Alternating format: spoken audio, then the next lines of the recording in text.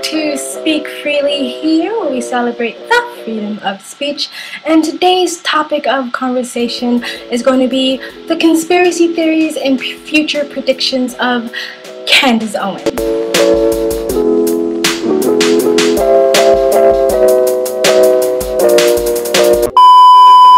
Now, before we get to the topic at hand, I just have a few updates, and if you want to skip over this, I'll put a timestamp down below so you can just skip over it and get to the point of the video. I have been away for a while, and I do apologize. It's been a few months, which is like an eternity here on YouTube. I missed out a lot, but I still do have a lot to say. If you don't know, I am traveling full time. I was in Bali, Malaysia, Bangkok. Now I'm back in Chiang Mai, and I've actually been back for a couple of weeks. And this is not the first video that I've actually recorded. I have tons of videos that I've actually recorded and haven't edited or uploaded yet, because I do have a full-time job and have a lot of catching up to do. But this will be the first video I upload because, I don't know, it's just relevant and I just want to get it out. I do mention in my other videos that I haven't uploaded yet, and other videos that I have uploaded right before I left, that I am going to be doing more no-face videos, just because I do again have a full-time job. I do have another YouTube channel, and I just like lose light, and the lighting in my room is not to the standard that I would want to use as lighting to make a face-to-face video. And so I'd rather just do a no-face video than no video at all. But actually I just realized recently that the recording material that I was using, the recording devices that I was using, is out of commission. They're no longer working. So I won't be doing a face-to-face video for another month or so, so please just hang in there with me. But for you who are new to this channel, first, welcome, and subscribe and share and like. But if you want to know what I look like, I have plenty of videos where you can see my face. So my lovely face, my beautiful smile. So anyway, I'm not trying to hide or anything like that. Actually, in this video, I would love for you to be able to see my face and my facial expressions. But unfortunately, I just rather get a video out than no video out. So just hang in there with me. And I'm also going to try to start like editing my videos less, because again, I don't have a lot of time in a day, so I'd rather just get the video out. And so less editing, more just streamline of consciousness. So if I make mess ups like I just did now, I'll probably just keep them in, so just bear with me as well. Anyway, I hope you still enjoy and stick around. Now let's get to the point of the video. Okay, Candace Owens. Wow, guys, doesn't this look like deja vu? I made a video months and months and months and months ago when Candace Owens first really hit the scene, when Andy Worski and gang were making videos about her. I swore up and down that her said she was gonna die on the heel of Blair White, because she called Blair White a man in the Dave Rubin video, which I do disagree with, but her legacy, or not her legacy, but her career didn't die on that heel, as we can see. Not only did it die, but it thrived, and the anti-SJW community fell apart. That's funny. I love them all, but it's still like, you know, karma's a bitch. Anyway, and I do want to make it very, very, very clear that I'm not here to defend Candace Owens, because I don't know Candace Owens, and neither do you. I know Candace Owens through private messaging and Twitter just a few times, and she's always been polite to me. I'm here to defend or criticize or critique the criticisms against Candace Owens. I'm not defending her, but criticizing the critiques itself, which is not really critiques, it's more like a drag through the mud.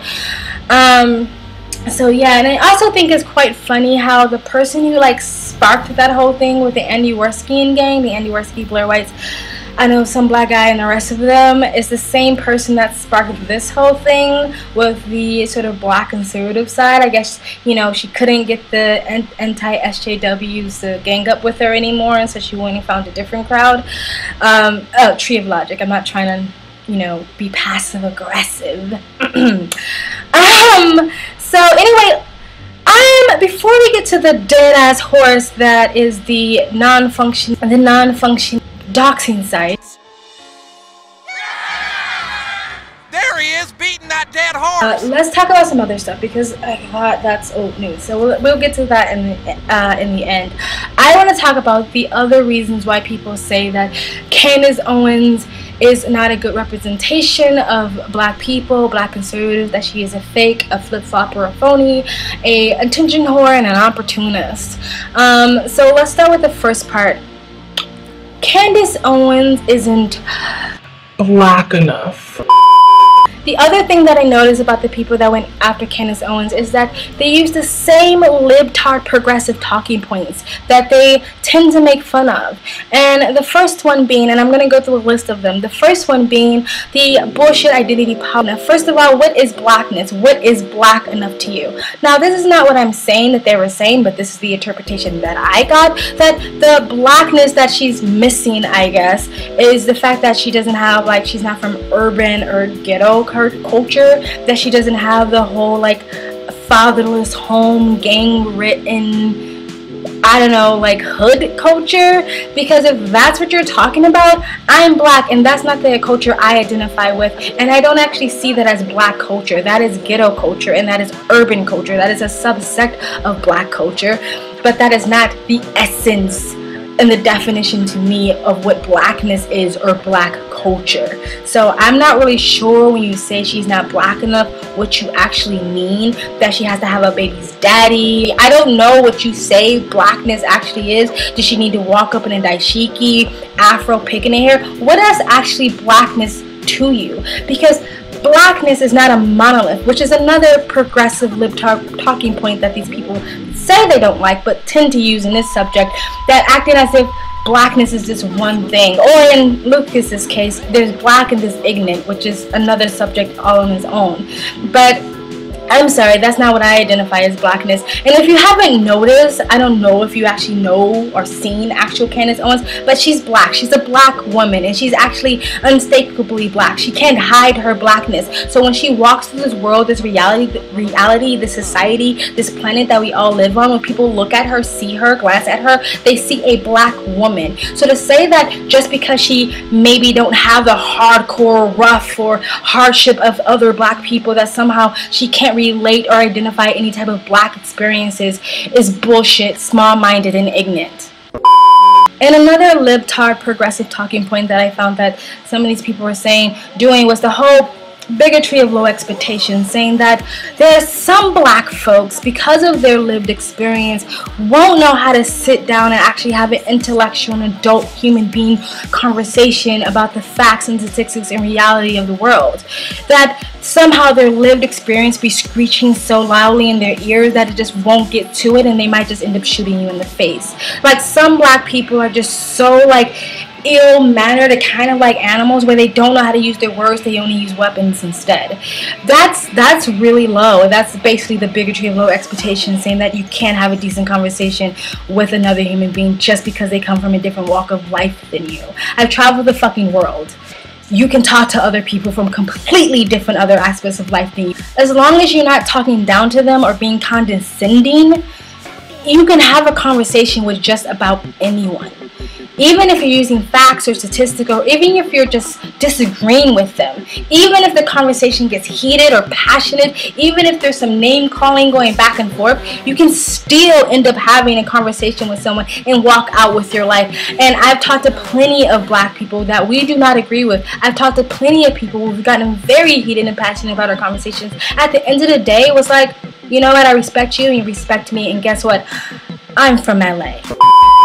So this idea like there's some sort of special blackness frequency, like a dog whistle or something, that only a real person that with real blackness will ever be able to like access, is retarded. I don't know, what do you want her to do, to crip walk across the stage?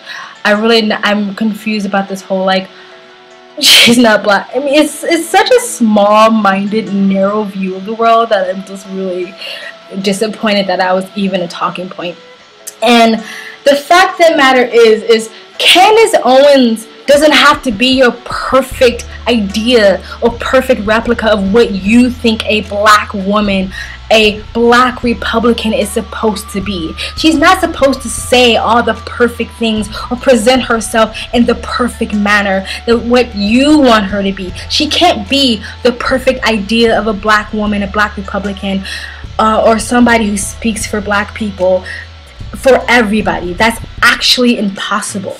If you think that there is a section of people, a population of people, a community of people that she's missing, if you think that the way she carries herself, the way she speaks, the way she presents herself is just not going to relate to some community of people, then that is your job to step up and do that. This platform is big enough for everybody. There doesn't take one person to run a machine. It takes multiple people to run a machine. Candace Owens speaks to the people that relate to her. So you speak to the people that you relate to. Like Tree of Logic speaks to the people that she relates to. There's enough room for everybody. So to pretend or hold Candace Owens to some fucking purity test, like she has to be this, she has to be exactly what we see her as, which again, another libtard progressive talking point, as if we're all a monolith. We're not a monolith. That's why we need multiple people from different areas, from different cultures, from different walks of life, from different ages, from different lived experience and different perspectives to speak. So people of this community and of different communities can find the tribe or find the voice that they connect to. It doesn't take one person. It is not her obligation to be that one person for you. Again, if you think that there's something she's missing and you think you can say it better or say it differently than her, where you're going to reach a certain audience that she's not reaching, then do it. Pull up your big boy, big girl pants and do it. Instead of trying to drag someone unfairly through the fucking mud. And also to say that Candace Owens is only preaching to the choir, so she's actually not really helping anybody, is also not true. There's tons of people who come forward to say Candace Owens has red pilled them, opened their eyes. She's getting conversations started. She has definitely gotten conversations started, and she's opening doors. So to say that, oh, she's not really doing anything because she's just preaching to the choir, is also far from the truth. And I'm gonna get off the whole she's not black enough, because again, I can talk about that all day. I'm really trying to make this video not an hour long. So I'm gonna move on to the idea that Candace Owens is a spotlight seeking, attention whore seeking, opportunist, flip-flopper, fake person. That was anticlimactic. So first of all, the first reason why people have pointed this out is because Candace Owens has some acting profile out there. So what? Candace Owens has a small acting profile out there. I'm not sure if it's on IMDb or IMDb. She doesn't really have any credits. She hasn't really been in anything or anything at that. Just to be very transparent, I too wanted to be an actor, and if someone gave me the opportunity, I would jump on that in a second, especially if it was an independent film, because I love independent movies. I love everything about film. I wanted to go to school for cinematography, and so I know for a fact that it doesn't take much to get an acting profile of you made. If you say one word in a union-based film, you have to get credit on that film, and therefore you will have an acting profile made of you on IDBM or IB. One of that, I forgot that, I'll put it on the screen. You will get a acting profile of you made. You can literally say boo, hi, you, there. One word. It takes one fucking word. You want to know the pay for that is $700 union, just for one single word. That is all it takes to speak on a union film. By law, a union film has to give you credit. Even if you say a two-letter one word in a union film, by law, they have to give you credit. Therefore, you automatically get a acting profile made of you. And a lot of other sites get made of you after that. Have you ever Googled yourself and you see your Instagram or your Facebook profile on all these other sites that you never actually uploaded them on? Other sites archive your profiles, your public profiles. That's how it happens. So I've seen my public profile on websites that I never submitted them on. I thought at some point someone was trying to steal my identity. So it happened. So you have no idea. You don't know the backstory or the background or how she got that acting profile in the first place. That's first off. And second of all, even if she wanted to be an actor, and I'm going to read a list of names off to you, and I want you guys to tell me what they all have in common, okay? Here we go. Al Franken, Alan Autry, Arnold Schwarzenegger, Ben Jones, Clay Aiken, Clint Eastwood, Cynthia Nixon, Donald Trump, Fred Grandy, Fred Thomas, George Murphy, Helen Gahangan, I totally butchered that name, I know, Jack Kelly, Jerry Springer, Jesse Ventura, John Davis Lodge, Melissa Gilbert, Nessie Cope, Park Overall, Ralph White, Ronald Reagan, Shella Kuhl, butchered that as well, Sonny Bono, Stephen Peace, and Wendell Corey. Every last one of them have acting experience or have worked in the entertainment industry, and every last one of them have worked in politics. Does that mean that all of a sudden they are just opportunists, fake ass flip-floppers just looking for the spotlight? Does that mean that every political statement, every word, every belief that they said they've ever stated in a public sphere is somehow just avoided because they once wanted to be actors or they were once entertainers? Even John F. Kennedy have also had a stint in acting. John F. Kennedy did a bit of acting, which again was one of his passions, and he appeared in many plays while at Brown, which is the university that he attended. On August 4th, 1985, John F. Kennedy made a New York acting debut in front of an invitation-only audience at an Irish theater on the Manhattan West Side. And Kennedy's largest role was playing a fictionalized version of himself in the season 8th episode sitcom Murphy Brown called Ultra States. So even the beloved John F. Kennedy caught the acting bug. Does that mean that he's just was an opportunist this whole time? Does that really mean that he never believed any of the policies or any words that came out of his mouth? Does that mean that he was just an attention whore? He just was seeking the spotlight? She wanted to be an actress at some point. Who the fuck cares? So again, we don't have no idea how she got that acting profile, because I just explained, for someone who actually worked in the industry, it doesn't take much to get an acting profile of you made and to get it archived on the internet. Even if you literally just said hi. That is all it takes if you do it on a union film, because by law they have to give you credit. If they give you credit, you get an acting profile of you made. Even if it's the 50th person in the 100th row of a movie theater of some movie, you still get credit if it's on a union film and you said one word. Boom. The second thing is, there's already proof out there. There's other politicians and even presidents who have acted before was in entertainment. That doesn't prove that they don't believe anything that they're saying or they haven't done anything good for this country.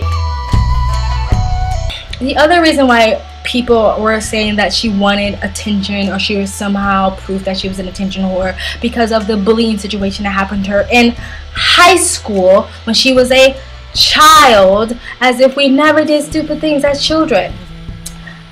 First of all, she explained again in detail the whole situation with the bullying thing, that she came home and there was some bullying, harassing, sort of racial name calling left on a answering machine or voice message. She most likely had her parents listen to it, therefore they took it to the principal of her school and the school administration. The adults around her are the ones who made it public. They are the ones who contacted outside sources like some so-called black leaders like Al Sharpton, and they are the ones who made it public. That is why she needed the security. She herself, as a teenage child, did not go out and corral all these people on her own. She had adults do that, and she very much came out and said and admitted that she believes that the situation got out of hand, that people were using that situation for their own gain. She said herself that it should have never gone public, it should have never blown up the way it did, that she actually felt bad for the kids who were being called racist now because they could have ruined their life. She had said that herself. There was adults around her who made it public. I don't understand how that's just not simple and explanatory and common sense to anybody. Now, is it a chance that Candace Owens is lying about those things? Yes. But I'm sorry, it's likely but not that's actually what happened, because it makes sense. She was a kid. And even if she was someone who was like in her teenage age saying, you know what, I need some attention, let me get this going. She was a teenager. And this is the other thing. The other purity test that mostly some people on the right do it too, but mostly a libtard progressive tactic is this whole purity test thing. Acting as if you were never young. You never made mistakes when you were young. You don't have a past that you probably wouldn't want out there. That you are this perfect person who never made a mistake in their life. Even if it was something she did, she was a child. But I don't believe it. But I tend to go with the story that she was a teenager who got wrapped up in a situation that was blown out of proportion by the adults and the so-called black leaders that were around her at the time. The other reason why people are saying that she's obviously a attention whore, she's an opportunist, or she's fake, or anything like that. And first of all, the whole fake thing is stupid. I see people do this all the time. You can like meet someone for 2 seconds and you just have a feeling you don't like them, because majority of times it's because you're jealous. There's a prettier girl in the room than you, so you turn around, oh my god, that girl's so fake. You literally met her for 2 seconds. How do you know she's fake? Anyway, that literally, it makes no comments. It's not common sense, and it's not actual fact. You can't tell if someone's fake if you don't know them. You don't know if someone's fake if you do not know that person personally or intimately or anything. When I say intimately, I don't mean sexually. I just mean you've met that person, you've had close conversations with that person. You don't know if someone's being fake or not. Second of all, okay, so the other reason why people are saying it is because she was once a Democrat, and that was another thing, that a lot of people pretend that she somehow covered it up, or she somehow was trying to make it seem like it wasn't a big part of her life. She's been very much honest with that she was a big ass progressive libtard SJW Democrat at one time in her life, and that seemingly overnight that she went Republican, or she was red pilled. You know how many freaking stories I heard people say that they were red pilled overnight? So all those people are just fake. Throw them back. All of them. Throw them away. They're all fake as fuck. Like, seriously? Like, the amount of people that have come out and said they've got red pilled overnight, it's possible. So I don't really see how that's proof that she's an opportunist, because it's a lot of people coming out these days. I mean, the Trump support is doubled in black men seemingly overnight. I guess all those black men are just fake as fuck. Any other thing that people are saying that she's fake or she's phony or she's opportunist is because the way she presents herself is just too well. She just talks too well. She's just too articulate and too well spoken, and she's just too put together. It's almost like she's like reading a script, right? Like, because someone speaks well, that automatically equals to them reading a script or being told what to say or something like that. If you haven't noticed, if you watch other public speakers like Candace Owens is people like Dr. Jordan Peterson, Dave Rubin, Stephen Chowder, Larry Elder, Ben Shapiro, and Thomas Sowell. These people who are public speakers, a lot of times they are invited to speak or hired to speak about the same or very similar subjects, because they have now been identified as people who are experts in those subjects, or very knowledgeable about those subjects, or very passionate about those subjects, or they got famous because of that subject. So they tend to get invited or hired to talk about very similar or the exact same subject that they probably talked about time and time and time again. So yes, some of the things they're going to say is going to sound repetitive or like they're repeating themselves, because it's the same thing they've been talking about forever now. So of course they're going to have a built-up arsenal or built-up archives of facts, statistics, and data that they can pull out of, because it's the same questioning, the same talking points that they get hired and invited to talk about over and over again. So yes, sometimes what they say, again, is going to sound repetitive or very well put together. That is their job. They're public speakers. They're not hired to mumble and stumble over their words. I mean, yes, you're supposed to listen to what the speaker is saying and still, like, respond appropriately, that you're still going to have your talking points. That is what public speakers do. And so then the third point that people are saying that she's an opportunist is because she's successful. Leave it up to black folks to have crabs in a bucket mentality. She's successful, making a career for herself, opening doors for herself, paving a way for herself. Therefore, she's an opportunist. Again, nobody has called out Dr. Jordan Peterson, Dave Rubin, Ben Shapiro, Stephen Chowder, Larry Elder, or Thomas Sowell for getting hired to speak at events. Nobody has called those people out. She's doing the same things that they're doing. It is her job. What happens at a job, you get paid at a job. Her job is to be a public speaker and the outreach administrator, or whatever she does at Turning Point. When a doctor's job is to help and save people, should he do it for free? A teacher's job is to teach. Should they do it for free? An entertainer's job is to entertain. Should they do it for free? No, because it's their job. Does that mean that they don't actually believe in the art that they're putting out? Does they not actually believe in the values that they're teaching? And does the doctors actually not believe in the medicine that they're producing because they're being paid for it?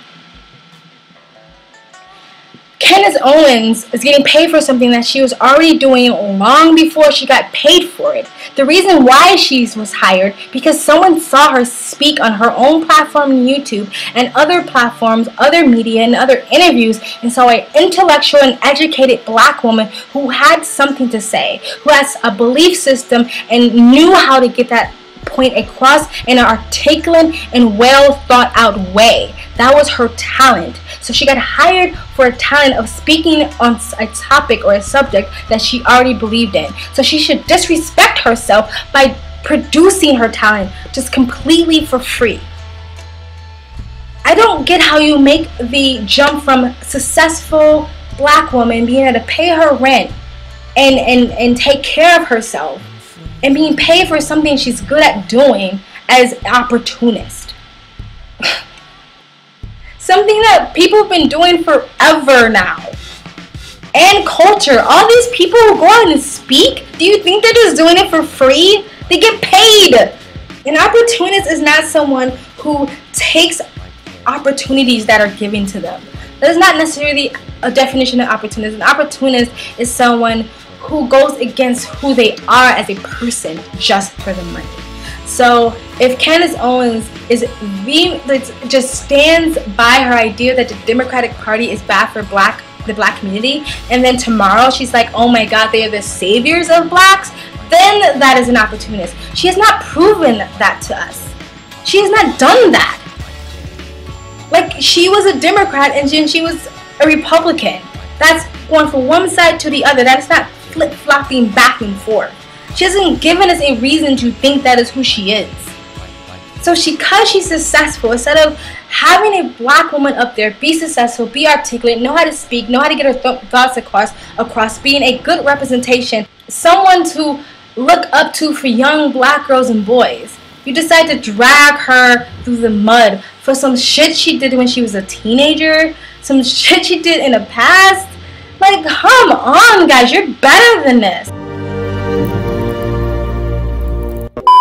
I'm gonna move on, and now I'm gonna talk about the dead horse, which is the never functioning doxing site.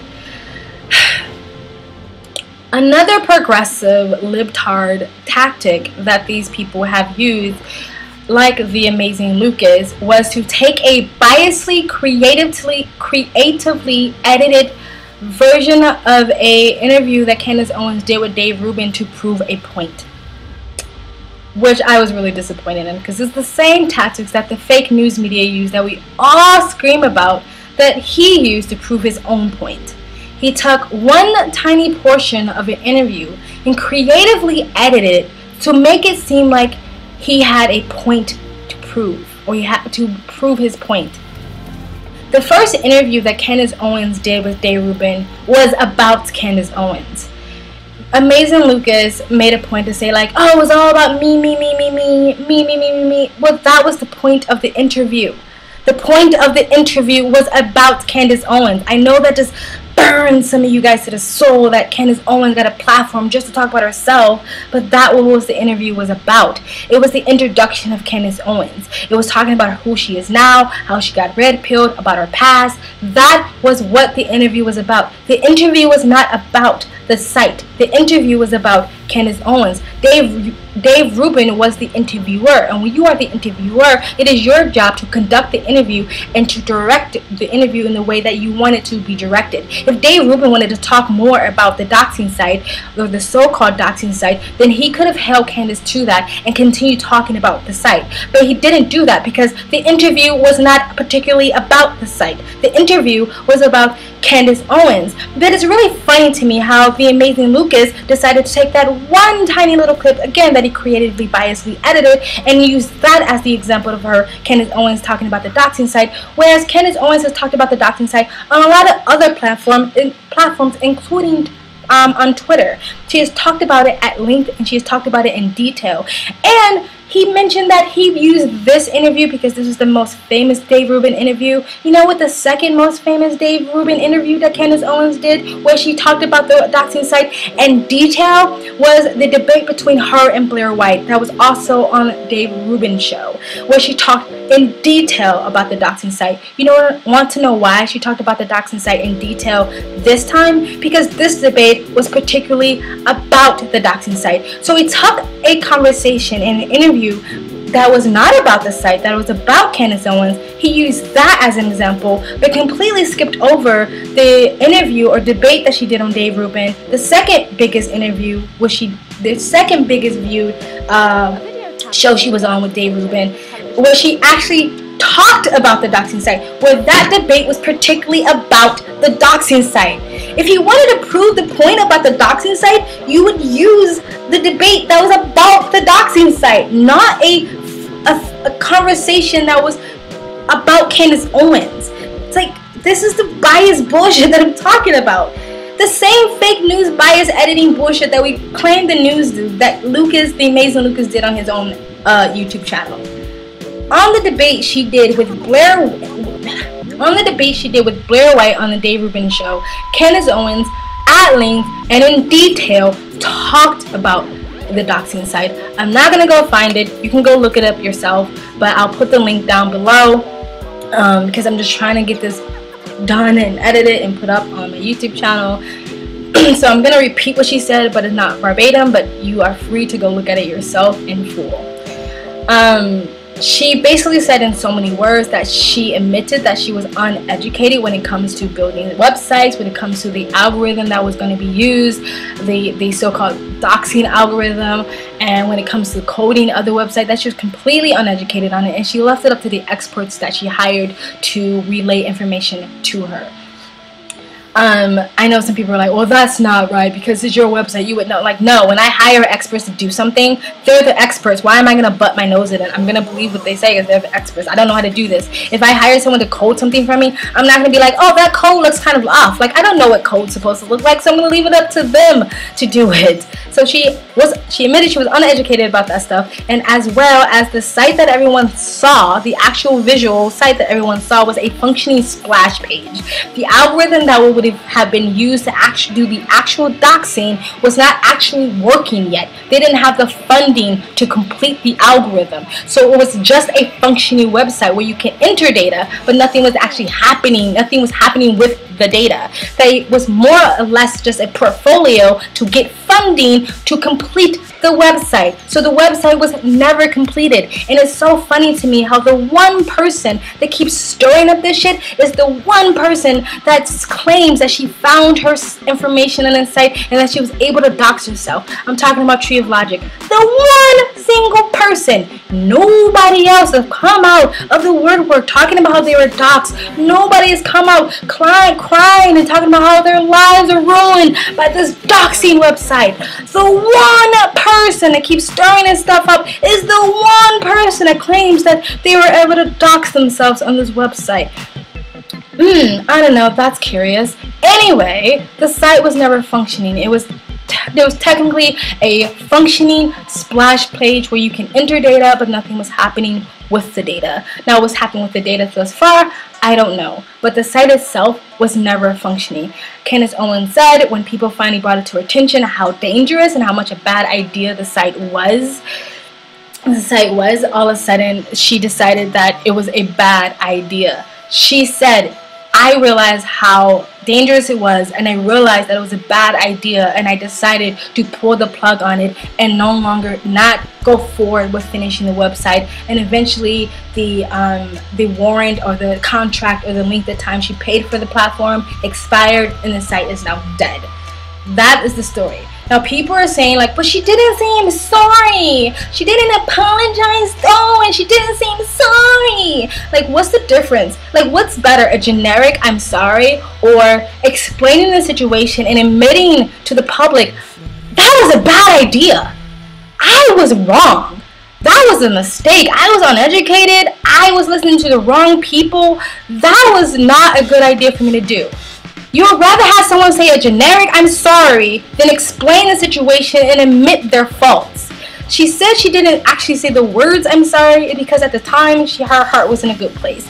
And here we are. This is the other thing that I don't want to happen to this community of like, well, we're like the right and the left going all the way to the extremes and then the right going to the extreme, whereas someone saying that their heart was in a good place is now considered a leftist way of talking. How is saying your heart is in a good place a leftist thing? That's maybe her heart was really just in a good place. How have you never heard of someone feeling a victim of something and then trying to do something to make it worth something? Someone lost a child, so they try to make a new law to help missing children. Someone was raped, so they try to make a new law or make some type of change in the law for help rape victims. People do that all the time where they feel like they're victimized and then they're like, I want this to mean something, so I'm going to do something to help other people. You know what I mean? This is not far-fetched for people to feel like they went through something and they want to help other people not have to go through that, to help prevent it from happening to other people. So I don't understand how saying my heart was in a good place is now a leftist talking point. So I think that's it. I really think Candace Owens explained herself very well about the doxing site that was never functioning, that was a splash page just to get funding, and that she was uneducated about the mechanism of the website. I don't understand how that's like was not explained well. And even if you don't believe any of it, it's dead. It's not functioning, and it's old news. It's a dead ass fucking horse. I mean, the horse is rotten now. Like, leave the shit alone. The other thing, and last but not least, is the thing that people keep comparing Candace Owens to people like Omarosa or the other singer who wore the Trump flag. I don't know her name, and I'm not gonna bother looking it up. That, oh, well, see, Omarosa used to support Trump, and now I guess she came out and was like, Trump's so mean to me. And the other woman supported Trump, and then she supported the Me Too movement, which I don't understand how that makes her somehow a traitor of some sort. First of all, Candace Owens is not Omarosa or that other woman. The other woman is a singer. Candace Owens is a public speaker. Omarosa was very much involved in the entertainment business before she started working for the Trump administration. She is not a public speaker, and she's not Candace Owens. And second of all, you don't know Omarosa, and you don't know the other woman. Again, this idea that we just know these people so well by what we see on TV, the little we hear from them. You have no idea why Omarosa did with what Omarosa did. You don't know her reasoning behind that, so stop acting like you do. And because someone supported Trump and then supported a Me Too movement, how does that prove anything? Do you know the Me Too movement, the original purpose of the Me Too movement was to help women that were sexually assaulted, was to help give a voice to sexual assault victims. How is supporting a movement that was originally just for women to have a voice who was sexually assaulted a progressive thing and not a human thing? How does that prove that somehow someone's a flip-flopper?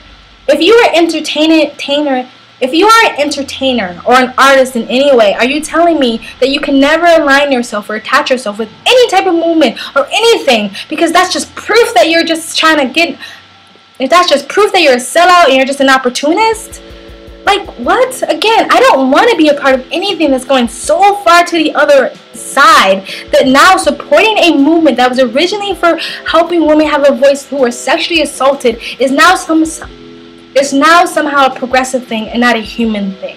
Candace Owens may well be an opportunist. She may well be an attention whore, just looking for attention, just a flip-flopper or whatever.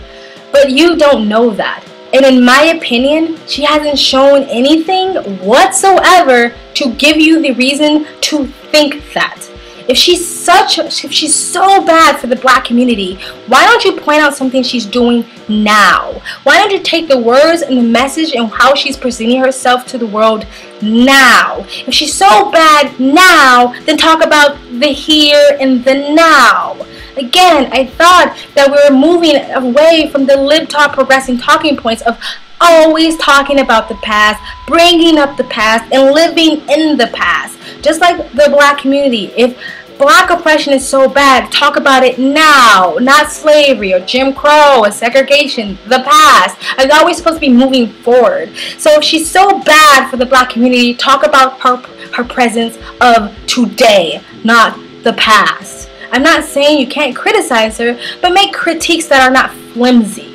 And definitely don't idolize her, because she's not perfect. But I don't want to sit here and drag someone through the mud for no reason. And honestly, like, it to me comes from a really malicious place, because I don't understand and I cannot rationalize any reason to be bringing this stuff up.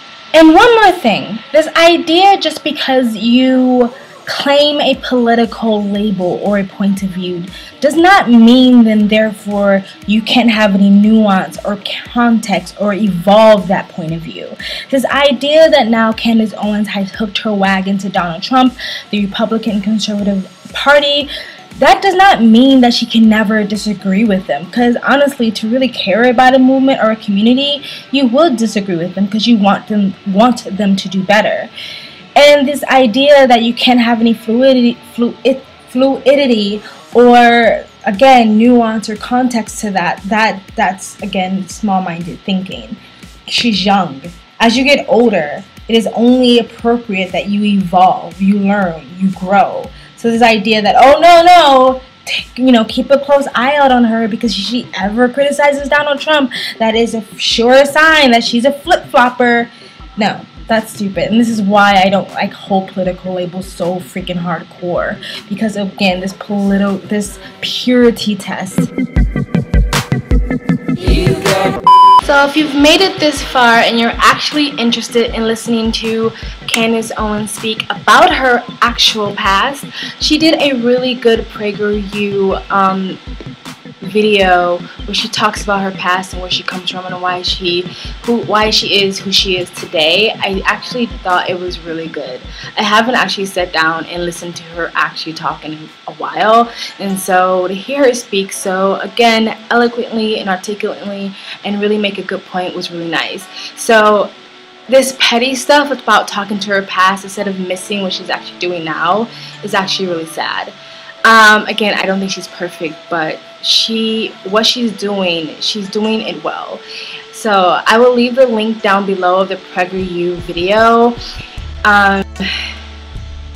If I would have never forgiven my dad of the mistakes he did in the past, I wouldn't have a relationship with my dad. Holding on to the past doesn't do anyone any good.